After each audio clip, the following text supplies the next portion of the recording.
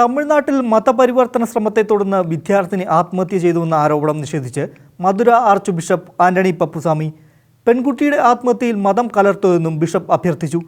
മതപരിവർത്തന ശ്രമത്തെ തുടർന്ന് കഴിഞ്ഞ 2 വർഷങ്ങളായി പെൺകുട്ടി മാനസികമായി സമ്മർദ്ദത്തിലായിരുന്നുവെന്ന ആരോപണം ബിഷപ്പ് വാർത്താക്കുറിപ്പിലൂടെ നിഷേധിച്ചു.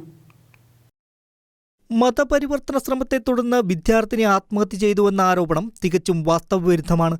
ന്യൂനപക്ഷ സമൂഹം വിദ്യാഭ്യാസ മേഖലയിൽ നടത്തുന്ന നിസ്വാർത്ഥമായ സേവനങ്ങൾ എല്ലാവർക്കും അറിവുള്ള കാര്യമാണ്. ഭൂരിപക്ഷ സമുദായത്തിൽ നിന്നുള്ള വിദ്യാർത്ഥികളടക്കമുള്ളവർ ഈ സ്ഥാപനങ്ങളിൽ നിന്നും വിദ്യാഭ്യാസം നേടുന്നത് ഇതിനുദാഹരണമാണ്.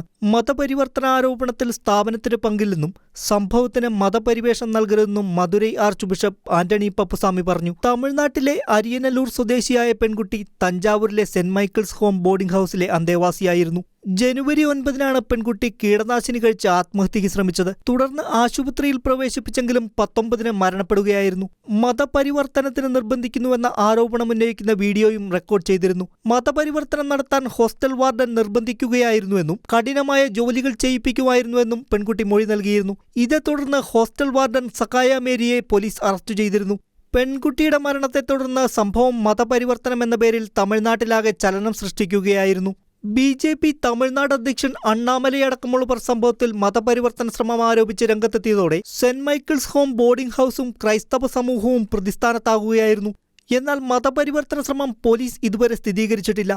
പെൺകുട്ടി മതപരിവർത്തനം ആരോപിക്കുന്ന വീഡിയോ ചിത്രീകരിച്ച ഫോൺ ഹാജരാക്കാൻ കേസ് പരിഗണിക്കവേ മദ്രാസ് ഹൈക്കോടതി ആവശ്യപ്പെട്ടിട്ടുണ്ട്. ചിത്രീകരിച്ച മുത്തുവേൽ എന്നയാളോട് അന്വേഷണ ഉദ്യോഗസ്ഥൻ മുൻപാകെ ഹാജരാകാനും നിർദ്ദേശം നൽകിയിട്ടുണ്ട്. വീഡിയോയിലുള്ളത് പെൺകുട്ടിയുടെ ശബ്ദം തന്നെയാണോ എന്ന് മൈലാപ്പൂരിലെ ഫോറൻസിക് ലാബിൽ പരിശോധന നടത്താനും കോടതി നിർദ്ദേശം നൽകിയിട്ടുണ്ട്. ഈ മാസം 28-ന് കേസ് പരിഗണിക്കാനിരിക്കെ 27-ന് തന്നെ വിശദമായ അന്വേഷണ റിപ്പോർട്ട് സമർപ്പിക്കാൻ കോടതി അന്വേഷണ ഉദ്യോഗസ്ഥനോട് ആവശ്യപ്പെട്ടിട്ടുണ്ട്.